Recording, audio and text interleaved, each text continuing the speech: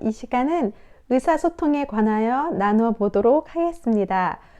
의사소통은요, 우리가 상대에게 자신이 전하고자 하는 의미를 전달하는 것입니다. 언어는 의사소통 시스템인데 여기에는 쓰기, 말하기, 제스처를 포함합니다.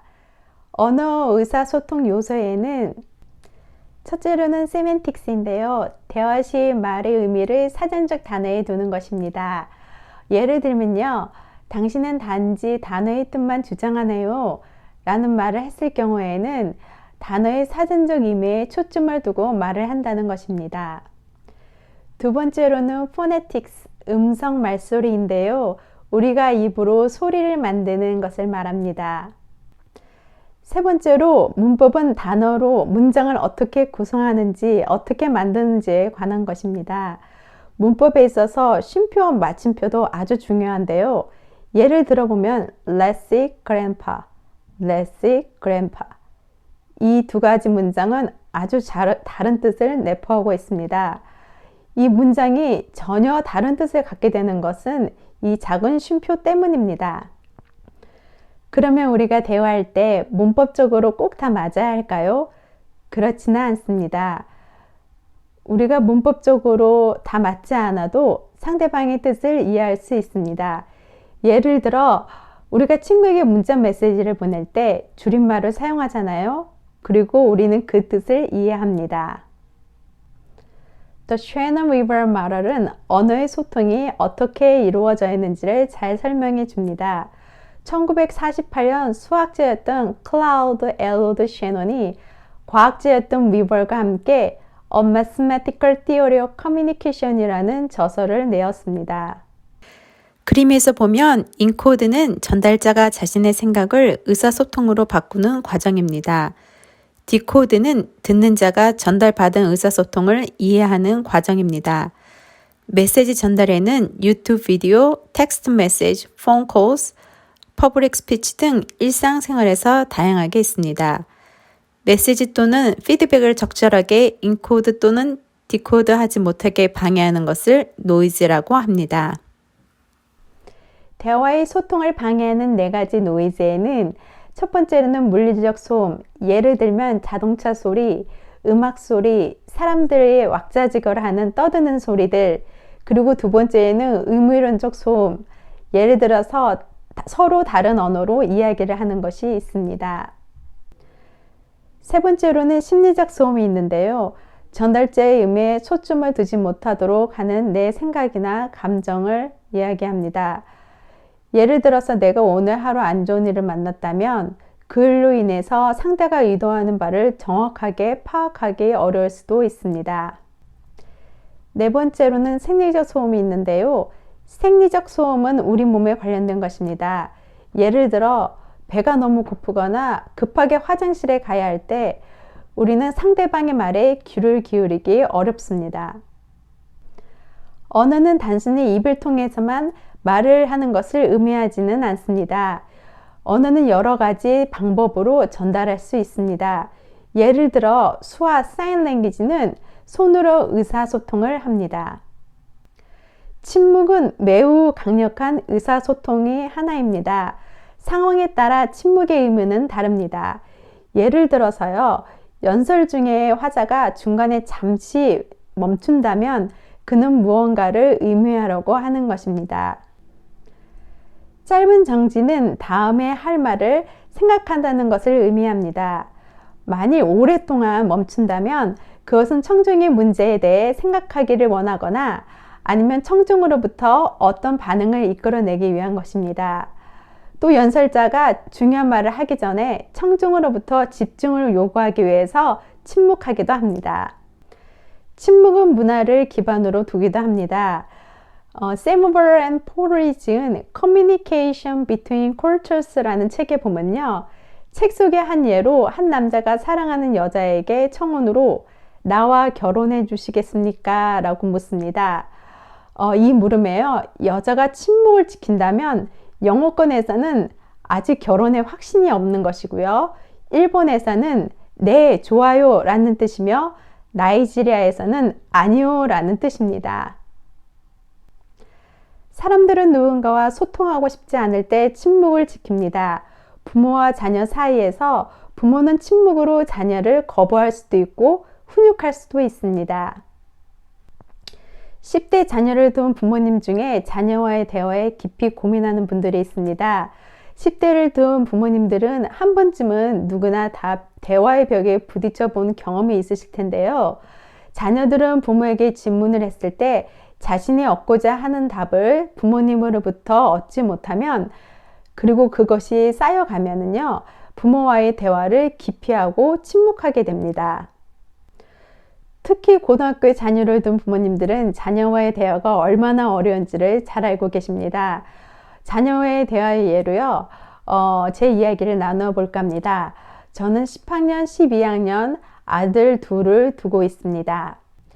지난해 팬데믹으로 학교 수업이 온라인으로 전면 대치되면서요, 12학년을 한 학기 눈앞에 둔 아들이 대학 진로 고민을 하게 되었습니다. 주위에서 아들에게 대학에서 어떤 것을 전공하고 싶냐고 물으면 아들은 어떤 전공을 할지 잘 모르고 들어가고 싶은 대학도 잘 모르겠다고 대답하곤 했습니다. 사회적 거리두기로 수업이 전면 온라인으로 되다 보니 학교 카운셀러나 아는 지인을 만나서 상담을 받는다는 것은 더더욱 어려웠던 것 같습니다.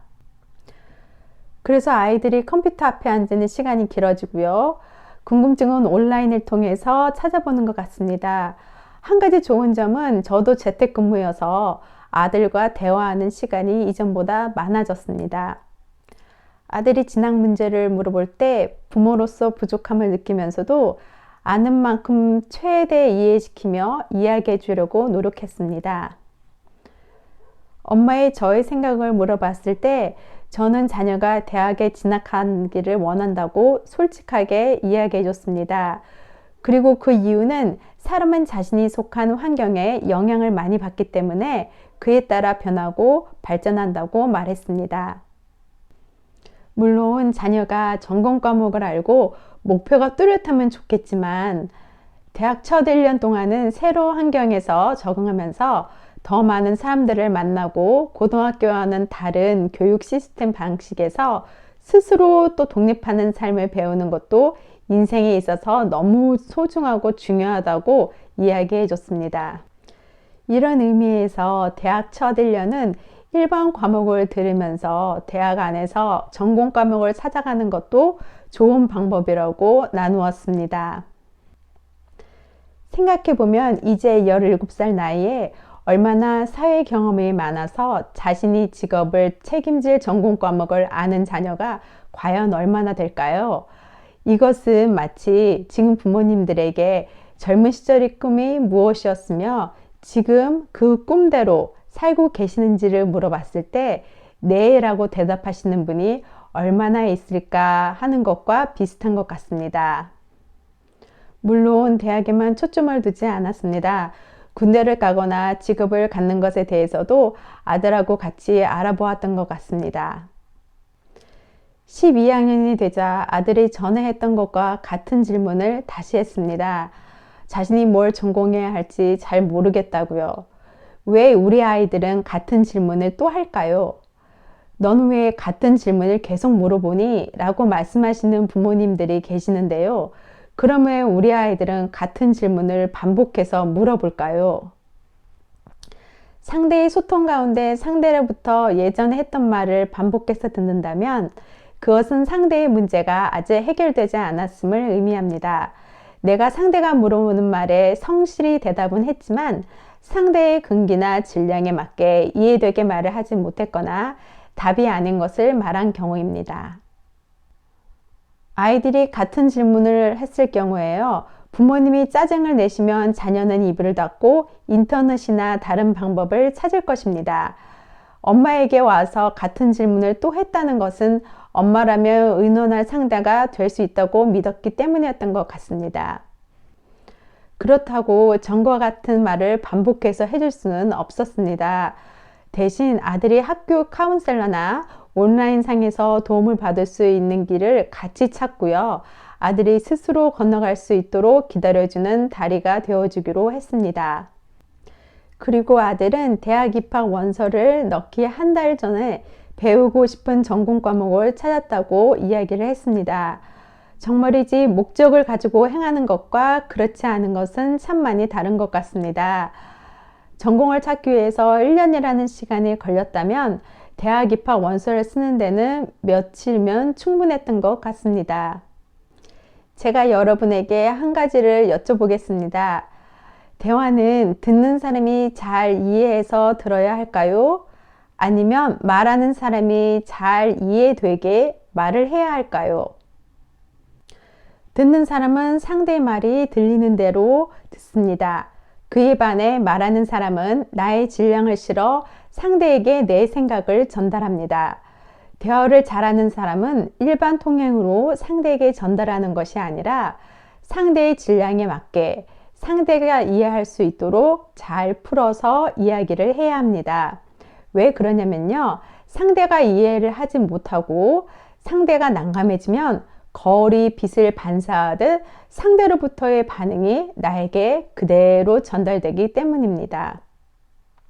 지금 이 시대를 살아가는 대부분 사람들이 지식인인데요. 안타깝게도 학교에서 열심히 배운 지식을 상대에게 어떻게 사용하면 좋을지에 대해서는 가르침을 받지 못했습니다. 쌓아놓은 지식은 많은데 그 지식이 상대에게 이해되게 쓰이지 못해서 1인 시대가 오지 않았나 생각해 봅니다. 듣는 사람도 상대의 말이 이해가 가지 않으면 움직이지 않는 것이 좋습니다. 착하신 분들 가운데 상대의 말이 이해가 잘 가지 않음에도 불구하고 예, 알겠습니다 라고 말하며 상대가 나를 싫어할까봐 상대와의 다툼을 피하려 하시는데요. 사람은 이해가 가는 일은 스스로 되지만 이해가 가지 않는 일을 했을 경우에는 결국은 상대로부터 오해를 불러일으키더라고요. 그러면 이렇게 말씀하시면 어떨까요? 제가 그 일을 하고 싶지만 이해가 잘 가지 않습니다. 저를 이해시켜 주시면 제가 그 일을 하겠습니다. 갖추어진 지식인은 상대의 말에 귀를 기울이고 끝까지 말을 들어줍니다. 말을 끝까지 들어주다 보면 상대의 말 속에 상대의 질문에 답이 있고 내가 상대에게 꼭 해야 할 말이 나옵니다. 이 문제를 어떻게 할까요? 상대방이 이렇게 물어보면 마음속에는 이미 답을 정해놓고 물어보는 경우도 봤습니다. 이 문제를 이렇게 하고 싶은데 확신이 없습니다 라는 말을 이 문제를 어떻게 할까요? 라고 돌려서 말하는 것입니다. 그렇기 때문에 상대방의 말을 중간에 끊고 상대방에게 답을 주면 나중에 낭패를 보는 실수를 하실 수도 있습니다. 상대의 말을 끝까지 들어주고 상대가 말하고자 하는 요점을 파악해서 가장 적절한 말이 떠오를 때 상대에게 말씀하면 되지 않을까 싶습니다. 대부분 사람들은 처음부터 요점을 말하지 않습니다. 상대가 내가 하는 말을 잘 흡수하는지를 확인한 뒤 나중에 그 요점을 말하기 때문에 머리를 끄덕이시며 아, 네, 그러네요 라며 상대의 말에 공감해 주는 것이 중요합니다. 중요한 일을 성사하기에 앞서 상대와 최소 3번의 만남을 갖는 것이 좋은 이유도 상대의 의도를 충분히 파악할 수 있기 때문입니다. 우리가 사람들과 소통을 해야 하는 이유는요. 첫째는 나에게 필요한 것을 상대로부터 얻기 위해서입니다. 그것이 물질이 될 수도 있고요. 아니면 비물질 영혼의 충만함이나 아니면 좋은 기운을 얻기 위해서입니다. 그리고 두 번째는요. 나에게 모순으로 남아있는 것을 상대와 같이 공유함으로써 상대의 조언으로부터 나의 부족한 점들을 고쳐나갈 수 있기 때문입니다. 인간관계에 있어서 더할 나위 없이 중요한 것이 소통이라고 생각합니다. 상대에게 내 의사를 전달할 때 한 박자 쉬시고 상대가 내 말을 잘 이해하며 경청하고 있는지 한번 점검해 보시면 좋을 것 같습니다. 오늘 이야기는 여기까지입니다. 감사합니다.